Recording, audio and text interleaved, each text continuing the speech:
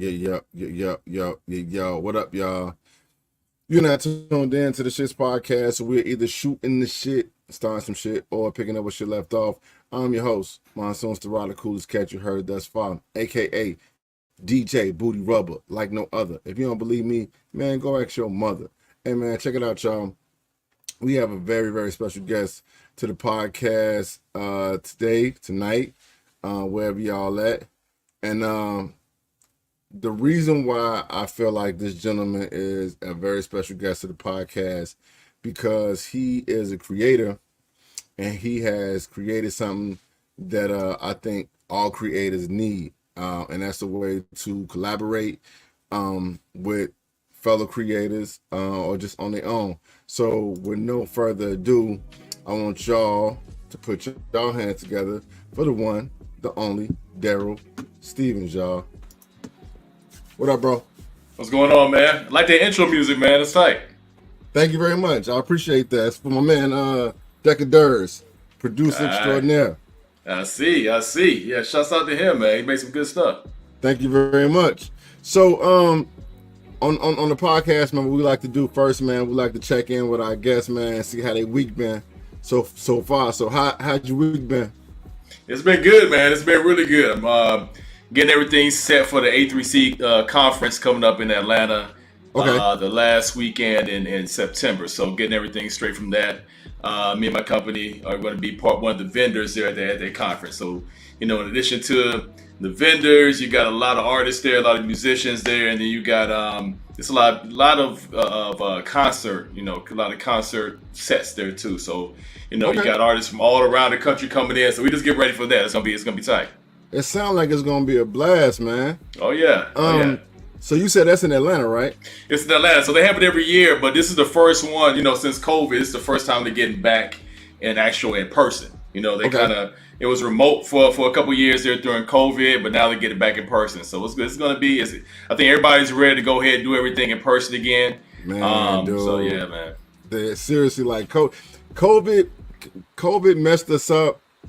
I think it messed us up like socially. And it kind of, it made people become so antisocial. Yeah. So when all the restrictions and stuff lifted, I think so many people were so appreciative of being able to get together in person and have those type of events, man. And it sounds like it's going to be a very dope event. Are you from Atlanta? I'm from Atlanta, yeah. I spent a lot of time in D.C. and I spent a little time in Orlando, too. But I'm originally from Decatur, right outside of Atlanta. Okay. So the name of the app is Bass Parlour, right? Right. Okay.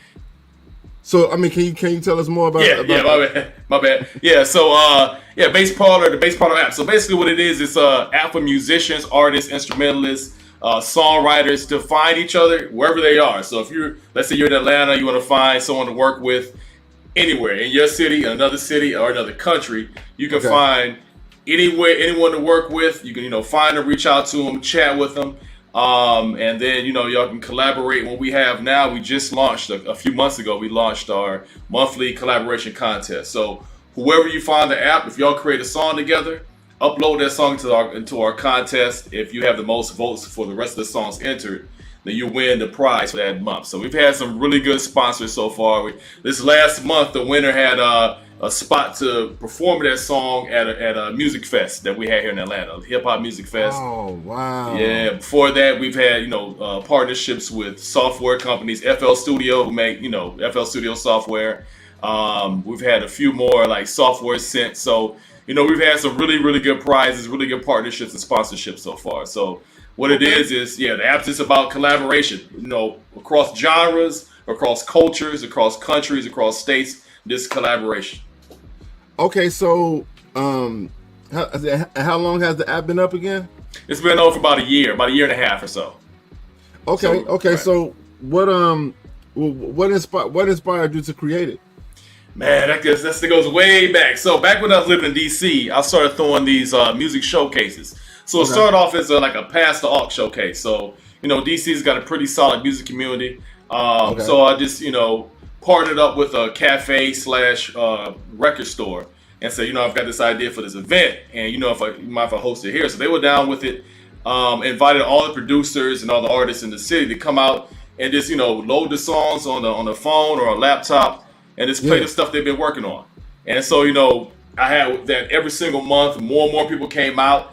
And it was just all love. Everybody was just giving great feedback for the songs. It's a great networking event where people just get the stuff out there so people can hear it. Okay. So from there, I threw that same event in Atlanta. Same feedback. It really got really popular in Atlanta. So I decided to open up a studio. It's called Bass Parlour Studios. Okay. And so basically it was like a WeWork for musicians. So we had different stations set up for producers, had a recording studio in the back. Okay. And then once a month we used to throw it like a showcase where with all the musicians that come out, all the artists come out, I'll pair them up randomly. I'll be like, okay, you're with you.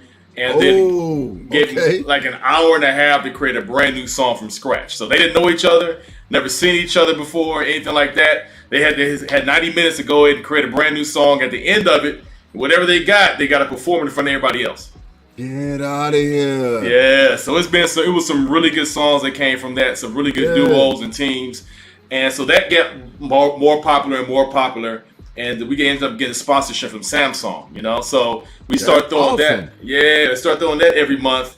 And, along with what we were already doing at the studio with the station set up for producers and artists and everything. And that was just something to add on to it. So it just got really popular. So we ended up being almost like a headquarters for indie musicians, in Atlanta. Which is what's needed. It was needed, right? Right. And everything, the same concept. Everything's around collaboration, networking, collaboration. Because a lot of times people don't know where to start.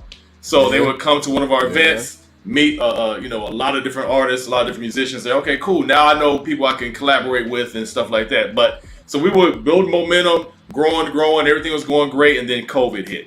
And so then we had to shut the studio down. But I saw the need there for collaboration and to find people to work with. So you kind of transitioned from the actual physical studio location to an app. So it took us about 8 months or so to build the app. Once we got it built, we just kept working on it. Focused on just 2 cities at first. It's DC and Atlanta. Just knocking out some kinks, getting feedback and all that. Yeah. And we just kept growing it from there. That's awesome. Yeah. I was like during COVID, man. It's a buddy of mine. He's kind of like a mentor to me, and he live in LA, man. We was having conversations, and we was just saying that it seemed like COVID, in a sense, COVID was like a blessing to creators. You know what I'm saying? Because it put you in a space where you had to like really look inside and like have that time to yourself. Right. And what I get from your story, man, that's what it seemed like. That's what you did. Like a situation presented itself, and it was like, all right, I got to make the most out of it, and you did. So that's like that's really awesome. Are you a musician? No, I have a background in I have a background in music. So I grew up playing sports, and then when I stopped playing sports, I played college ball. When I didn't get drafted out of college, I had to have something to replace it. So I was always a music lover. Yeah. But then when I stopped playing ball, that's when I started really getting into music production. So I spent basically all of my 20s producing music. I was living in Orlando at the time for the most part. But just producing music, had a background in audio engineering. Once I finished undergrad, I went to a school down in Orlando called Full Sail. So learned how to do audio engineering, learned a lot about music production, and just started, just working on music. And my first job out of undergrad was actually EA Sports as a sound designer. So so I was able to like work on. No. I was about to say, man, I gotta apologize to EA Sports.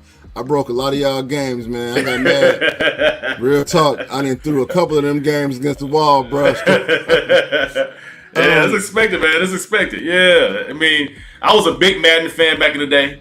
All through my college, NCAA football, Madden, So I did the same thing, man. I broke some controllers, some games, some systems. So I'm right there with you, man. I'm right there with you. So did you play football or baseball? What sport did you play? Baseball. Right. Okay. What position? Play center field. Back then I had a little speed on me, so I played center field. You said back then. A little different story now, but yeah. Okay. So I'm guessing. I'm assuming. I apologize if I'm wrong. I'm assuming as a person that creates an app like this and who has a studio and has something to do with music, that you have your ear to what's going on in the music industry. And it seems to me, correct me if I'm wrong, like nowadays it's more of a single driven industry compared to an album. Right? Driven. Yeah, right. I mean, do you agree with that? And if so, why do you think that is? Oh man, it's a lot of reasons. First of all, I agree with that. I agree with that completely. Okay. I agree with that completely. I grew up loving, like, I grew up on 90s hip hop. So I remember waiting at Towers Records for a line on Tuesdays for the new releases. Like when that new Wu-Tang came out, when the Wu-Tang Forever, we were in lines for Monday night till midnight until they released it on Tuesday. Yeah. But we didn't have any option. But I mean, you could still buy singles, but we would be waiting on the whole album to come out. Yes, sir. So I get it. I read like who's produced it, who wrote everything, the names of the track. I used to read everything. I used to love that. I used to love that, bro. Yeah. So that whole mindset, the whole game is gone. So everything. And I'm not saying it's better or worse, but you're right. Like everything's singles based now because you can stream individual songs. You don't have to listen to the whole album. You have more options. You can listen to whole individual songs. I think that's one huge part of it, like the album. And then, I talk to a lot of musicians too, and a lot of artists, especially indie artists, like, why am I focusing on a whole album? I can just release individual songs. I'm talking to some artists who release a single here, release a single next week, release another single next week. And that's a way to continue gaining buzz, because there's so much music going out. I think one of the big things is I think artists are worried about being irrelevant. If they wait for, create an album, wait for another 2 years, create another album. They just want to keep hitting you over the head with new singles, which makes sense for how the music state today, and with the streaming and so many artists, and you go direct to consumer. So it makes sense, but there's positives and negatives to it also.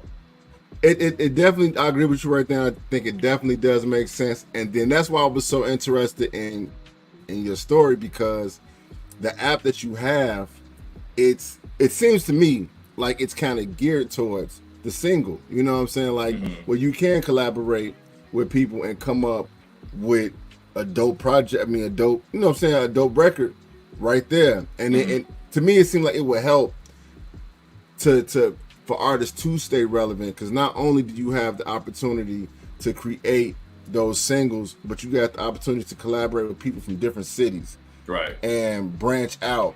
If that makes sense. That makes perfect sense, and you're exactly right. Yeah, exactly right. So you can really take it wherever you want to go. Because I've talked to people on the app who find someone from another city, and then they really like creating a song. So it usually starts out as a single, because you don't know how you're gonna vibe with that person. So it might start off as a single, but they might lock in with that person. I thought of some people who like to lock in with that one producer or one artist and create a whole EP or whole album with that person.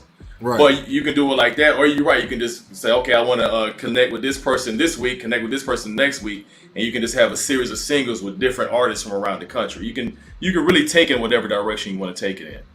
Okay. Have there been any artists? That you've encountered with the app that shocked you? Like probably just looking at their profile, you thought, I don't want to use the term that was going to be garbage, but you didn't think they was going to be as good as it turned out to be. You don't have to say their name if you don't want to. Yeah. Nah, because I never judge a book by its cover. You know what I mean? So I never just look at it, because some of the best artists, even before I open an app, just my experience and listening to music, some of my best artists, if I just looked at them and be like, man, I won't expect much out of them. You know what I mean? Right. So I never. And so when it comes to the arts, you can never really, in my experience, you can never really judge how good their art is by how they look. Yeah. Yeah. So I can't do it like that. But it has been some. I'll tell you one thing though. We have a show on YouTube called the Bass Parlour Mashup, and like the same concept that we use connecting people. We have on that show, we connect people. We videotape the process of them meeting each other, connecting, creating. One thing that has surprised me is, because I take people from different genres, is how well they meshed. And sometimes I'm like, I don't know how this is going to go. Yeah. I don't know if they're going to mesh well, not mesh well. No. And then being from two different genres, I'm like, I don't know how this is going to go. But I've been really pleasantly surprised. Like, one of my favorite episodes is a hip hop artist named Sable World, one of my favorite independent artists. and I paired him up with the Afro Beats producer named Jr. Beat Boy. And I wasn't sure how those two would mesh, but it was one of the best songs on the show. You know what I mean? So you never know. You never know where it's gonna go. Another one had a poet mixed with like an acoustic guitarist, and she came in. So it was really those pairings, I could see it from scratch and how they build their song. Those always surprise me because I don't know what they're going to come up with, and it's always like, wow, they went in a whole different direction. The personality vibes a lot of times, and then the music just vibes, and the fact that they don't have much time to think about it. I think that's one thing that really affects I like it. Yeah, I like that. Hey, stop, Jojo. Take him upstairs, Jojo. I'm sorry about that. No, you're good. You're good. I got my dog right outside the door, so I understand. Man. I understand. How many you got? This one. This one? Okay, yeah, one Belgian Malinois. You know, it's like a cousin to a German Shepherd, basically. If you saw it, you think it was a German Shepherd. Okay. Let me put you on the spot for a minute, man. Three artists that's in your playlist right now. Man, I'm a person who listens to everything, so it's gonna surprise you. So, Killer Mike's new album. I like that. Yeah, I like that a lot. I still got Curtis Mayfield, man. I've been listening to a lot of like that Curtis Mayfield Superfly soundtrack. I still got that in my heavy rotation. So I was listening to that earlier today. I love it. It's a song on there called "Give Me Your Love." The instrumentation on that song is one of my favorites of all time. Okay. And then I forgot the name of the album, but Black Thought just recently came out with the album with this dude with this group. It's like this. They do all kinds of like maybe chill hop beats. They do all kinds of different kind of beats. I forgot the name of the. I'm sorry to cut you off. I think I know you're talking about. And the production to me, the production sounds a little bit like basement quality. Is that the one you're talking about? Yeah. It's not, and it's not Danger Mouse. That came out a couple years ago or last year. It's the one that came out this year, and I can look it up real quick. But I was listening to that all day today. I was like, and Black Thought. I mean, you know, Black Thought's a beast. Oh man, he's a Mount Rushmore as far as lyrics and flow. But like this one, and it's not even the band that was behind them. It's not like a hip hop band or anything. Like it's not like the roots behind it. They do all kinds of stuff. I listen to some more of their like instrumental CDs, but this match right here, and I'm a sucker for strings. Anything that's got a lot of strings in it, I'm all about it. Yeah, that's dope. That's dope. So speaking of the Bass Parlour app, right? And where can people find it? You can find it on Google Play. You can find it on Apple, the App Store, Apple App Store, Google Play. So wherever you get your apps from on your phone, you know, you can find it. And we're constantly making updates and upgrades to it. So we're coming out with new things. We just added, like I said, we just added the monthly contest. But on top of that, we just added the chat. So you can chat with other musicians. And, you know, if someone starts out like a chat post or thread, you can add to the thread and, you know, they can respond to your chat post and comes that. So we are starting a whole huge global community, a whole music independent community.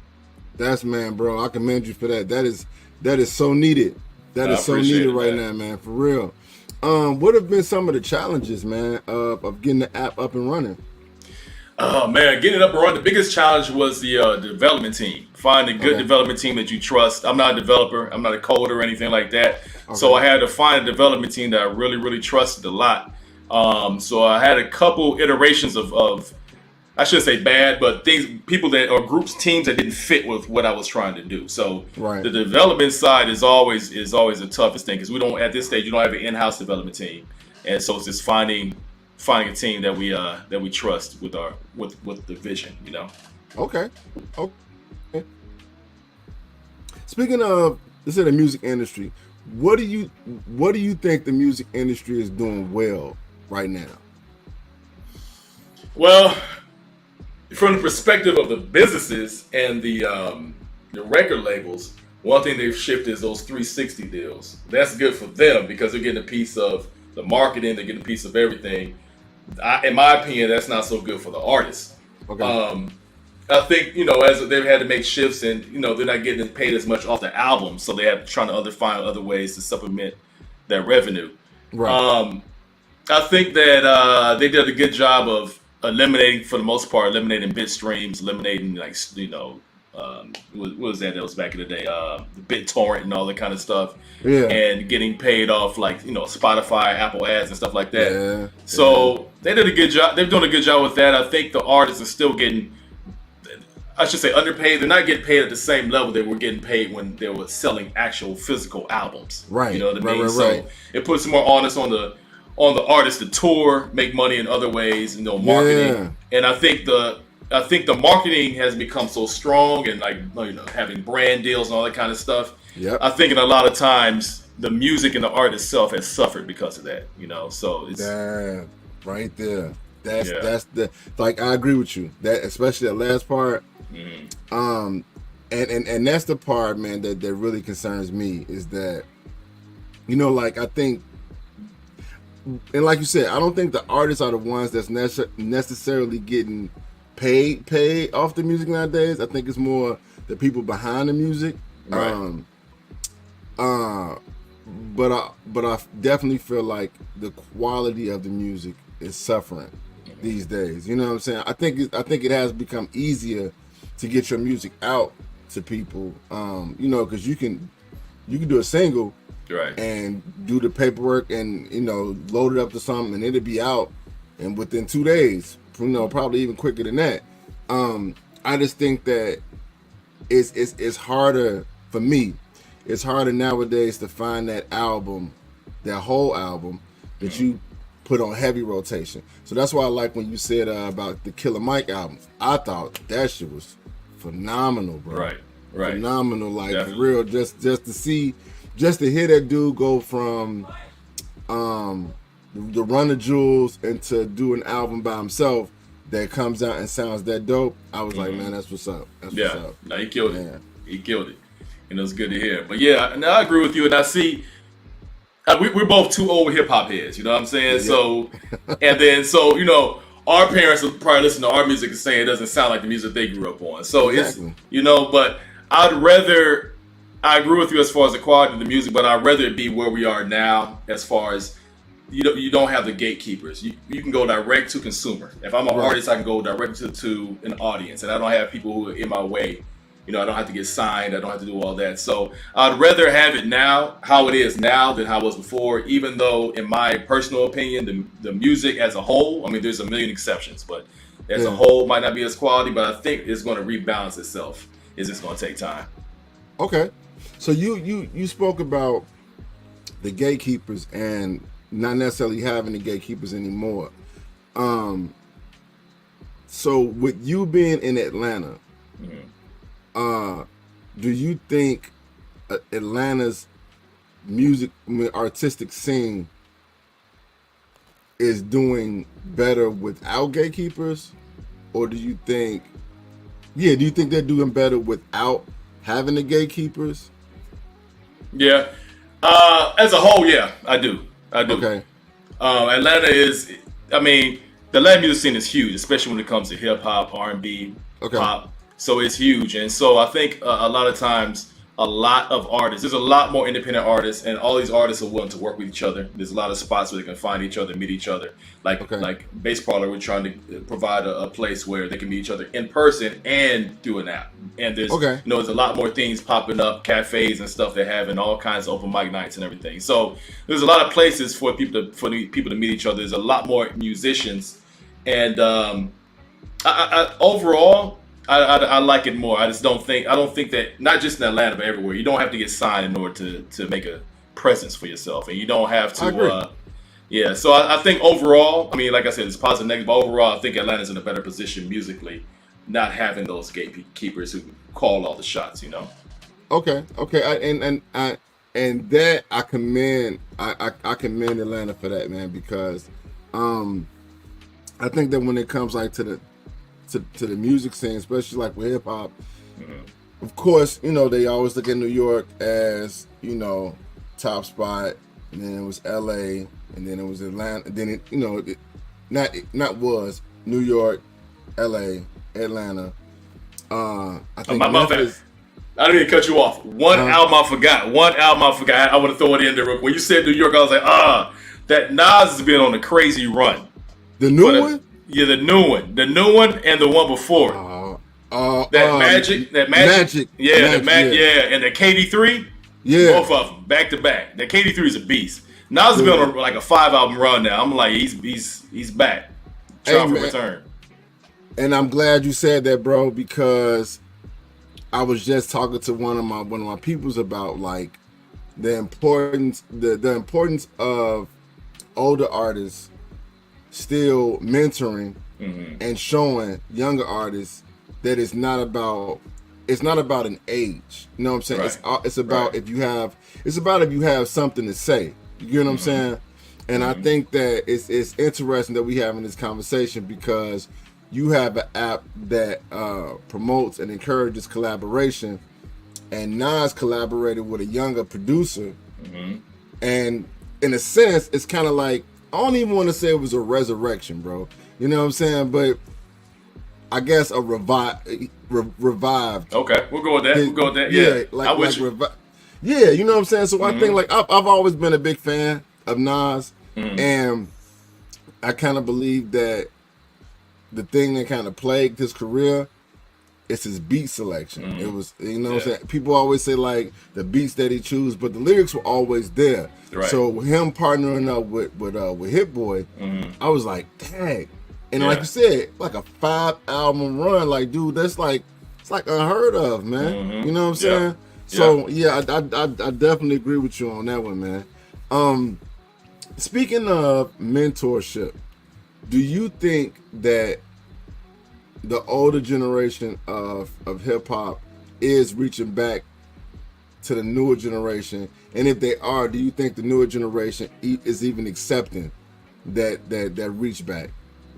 I think it varies so much from case to case. I think the biggest mentorship I think that the older generation can do is something like how what Nas is doing. Outside of like talking to him about business, what to look out for on the business side of music. That's something that you can touch people individually and talk to them about their deal and who to connect with and all that. But as far as on a grand scale, like for instance what Nas is doing, he's showing how to rap about what's relevant in his life in the current state. And so he gives you, to me as an artist, it gives you options. I don't have to rhyme about this one thing. I don't have to rhyme about this one thing. I can, this is another option. And he's doing it in a way that's real dope. It's true to who he is at this point in his life. You know what I'm saying? So, and then it gives longevity to you as an artist too. So the more, the older you get, like with Nas and Jay-Z coming out with great albums later on in their life, or later on in the music life, not overall life, but the music life. You know what I'm saying? Like it shows other paths. I think that's the biggest mentorship you can give to on a grand scale to musicians in my opinion. That's a very good point. And I like the fact that you pointed out that he's touching on things that's happening in his life. You know what I'm saying? Like things that's really what's what I'm looking for, like geared or tailored toward him. So he's speaking his truth. Because like I be thinking about when older artists do release music, sometimes I think the problem occurs is that they try to do what a younger generation is doing. Right. And that's kind of like, I always look at it like that's the equivalent of an old dude trying to dress like he's 20. You know what I'm saying? Like 18. And then you just look foolish. You know what I'm saying? Like, exactly. No. Like, you got your look and you got your lane. So it's like you have to be comfortable with that, and so that's why I commend Nas for what he doing, man. Also with Killer Mike, dude, like that last album, it was just like that dude was speaking his truth. You know what I'm saying? And he did it in such a dope ass fashion, bro. He did it in such a dope fashion. Yeah. So you had spoke about the conference coming up in Atlanta, man. Are there any things that you're looking forward to more than others? With the conference? I'm just looking forward to just talking to musicians, artists. It's specifically a hip hop conference, but you have artists of all different genres coming in just to network and look at some of the panels and everything. But I'm really looking forward to talking to musicians, getting feedback. We're always evolving the app, so getting feedback on what they want to see the app go toward in the future, what they like about it, what they want to see added to it. and just talking to different artists about what they're seeing out there as an artist. So we're always trying to have our ear to the streets, understand what's going on, and reflect that in the app. But that's the main thing, just being out there with the people, and also the panels. They got some great panelists and panels on the at the A3C conference. You know what I mean? So that's always good too. And I was looking at your Instagram post, your Instagram page. You had just did one, and Big Tigger was one of the hosts for that. Am I correct? Yeah, that was last year. That was last September. It was a National Black NBA Conference, and that was in Atlanta. That was in Atlanta last year. So I was one of the 3 startups that was chosen to make a pitch for $50,000. So okay. And they had they had 2 really good other startups. One, she's a lady out of Richmond, and she makes hair products, natural hair products, and it's really good. And then my homeboy Mark out of Michigan, he's doing almost like a Kickstarter just to help kids get through, or not kids, young adults I should say, get through college. So if you're having a hard time with tuition, there's a Kickstarter page, but it's not called Kickstarter, it's called Light Tuition. Shouts out to Mark and Light Tuition, and he actually took home the grand prize. So he's a really good dude, really good startup. But yeah, it was, so all 3 of us presented on the stage in front of thousands of people. It was a great experience, and got to meet a lot of people afterwards. Okay. So I heard you say like you got a chance to present in front of thousands of people. Did you feel any sense of anxiety or nervousness presenting in front of all those people? Yeah, definitely.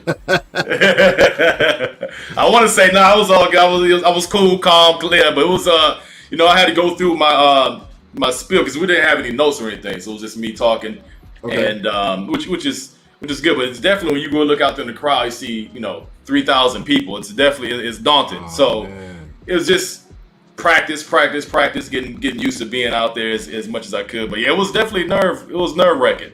The hardest part is being backstage before you go up, because you're peeking out from behind the curtain, you're seeing all these people. Yeah, and then you're like, that's the hardest part, going out there. When you're walking out on stage, you're like, damn, why can't I just walk? Like, you thinking you're too conscious about how I'm walking and all that kind of stuff. Just too conscious. But everything went well. Once I got started, it's all muscle memory from there, But it was definitely nerve wracking for a little while there. Okay. Like I said, I'm just blown away. I'm blown away by your story, man. Because like I said, when I heard about the app, I was just like, man, that's dope. Like, and I think that it encourages people to be creative, and I think that's what's truly needed in our society these days, man. Thank you, man. Do you think that our school systems encourage creativity as much as they should? I don't think they encourage creativity as much. I think that's kind of, I wouldn't say by design, but I think that's kind of par for the course for a structured education like that. Okay. Also, I think creativity can also come from just learning how to think outside of what's taught to you, right? So you have the tools to figure out the problem on your own. So I think a lot of times school focuses on, at all levels, focuses on memorization of facts. Regurgitation of facts. Not how to think, not how to apply the basis of what you learn to figure out something bigger.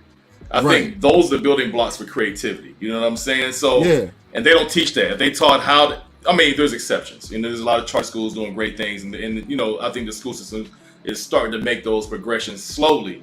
Okay. But generally, I think that it's all about memorizing and regurgitation of facts. Right. And that's not how you think. And that's not how problems are presented to you in the real world, Right.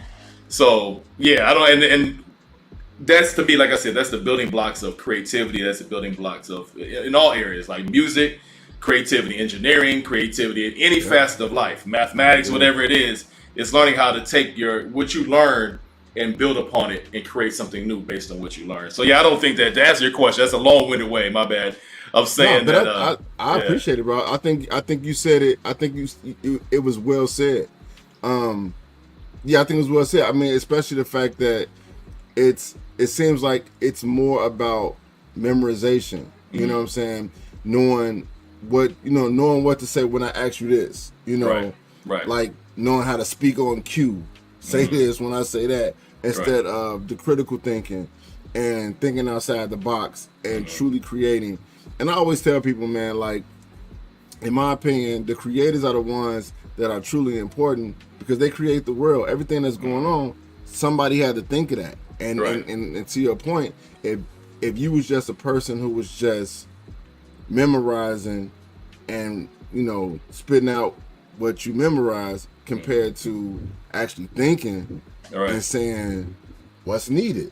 You know what I'm saying? What's needed? What would help? What would help this industry? What would help the arts? And it seems to me like you came up with something which was, hey, let me make it a way to where people can collaborate. And if you in Washington and you want to collaborate with somebody in New York, or you in Atlanta, you want to collaborate with somebody in Chicago, here's a way that you can do it, And then I just feel like beautiful music needs to make a huge comeback, man, because that's how we got to where we are. You know what I'm saying? Off of beautiful, dope music that was impactful. You get what I'm saying? That's how we got here in the first place. That's why we're here. That is true. That is true. Sometimes I think about asking my mother what songs was she listening to, but I don't want to, I don't want to mess up my appetite, Some things you just don't want to know. Some stones are best left unturned, man. But I feel you though. Exactly. Where do you see Bass Parlour within the next 3 years? Where do you see Bass Parlour within the next 3 years, and how do you plan on making it happen? Yeah, so next 3 years I see us being like the app for collaboration around the world. So what I want, like, say you're in Atlanta or you're in Chicago, I'm in Atlanta, we can pair up through Bass Parlour. We can find we were like, we like flamenco guitar. We can reach out to a guitar player in Spain. We can reach out to a drummer, let's say in Ghana, and we can all create a track, right through the Bass Parlour app, create a brand new track together, release that track on Spotify or Apple Music. We all get a piece of the proceeds for it. You know what I'm saying? Yep. So that's what I envision is like our app to be like the hub for collaboration around the world, and that's what we're building. That's dope. That's dope, man. Man, bro, I always tell people time is way more important than money because you can't get time back. Hopefully, if you got some big dudes around, you can get that money back. Hopefully. So I definitely appreciate you for your time, man, and your knowledge, man. Real talk. I appreciate you, man. I appreciate bringing me on to your platform. I love your show. I listened to a lot of the previous episodes, man, and you got a lifetime listener now, man. So I really appreciate you. Thank you so much, man. Thank you so much. I appreciate you, man, and I appreciate what you're doing. I'm definitely gonna keep in touch with you, man. I've been out to Atlanta like 4 times, man. Yeah, I like Atlanta a lot. I can't say love just yet. I like Atlanta a lot, so I like what they got going on out there. So I'm gonna be out their way, man. I might be hitting your line up, man. Hit me up. I'll show you a few spots to make you fall in love with Atlanta, man. Yes, sir. Hey, man.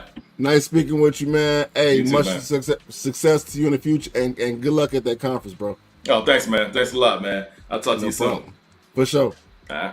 Peace.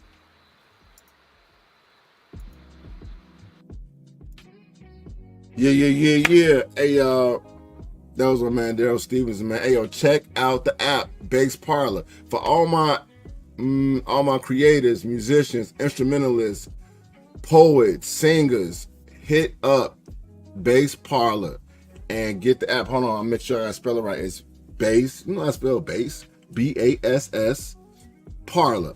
PARLOUR. Bass Parlour. Look for it in Google Play. Look for it in the Apple Store. Make sure y'all get it, man. Y'all can collaborate with people all over. You can make a track with somebody. You can be in your crib and you can make a track with somebody that's in another country. How dope is that? You know what I'm saying? You can't beat that. So, with that being said, man, thank y'all for tuning in to the S.H.I.T.S podcast. For all my people in Chicago, man, I got I gotta announce something. So your boy Monsoon will be on Soul 106.3 FM every Sunday, 9 p.m. to 11 p.m. with the Ownership Club. Shout out to my man Shot Shout out to my girl, that girl Olivia, for even giving me the opportunity. I'm on there with some dope people, man. Y'all make sure y'all tune in. Tune in, just check it out. You know, we're gonna be playing that dope music, and there's gonna be some dope conversations, great vibes. Soul 106.3 FM every Sunday, 9 p.m. to 11 p.m. Your boy Monsoon gonna be on there with the Ownership Club, y'all. Yes. I'm happy about that. I'm very excited about that. Excited about the opportunity. So shout outs to my man Darryll Stephens for coming on. Shout out to anybody that has rocked with Shit's podcast. Shout out to the family.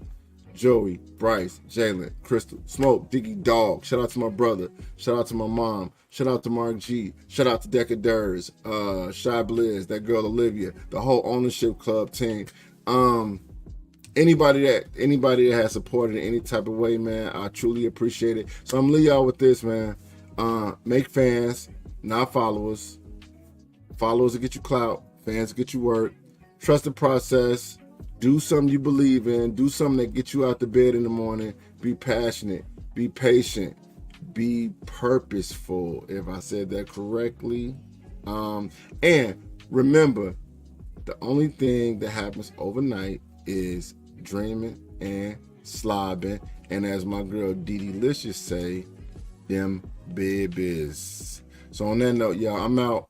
And I will holler at y'all next time. It is the, say it with me, shitt.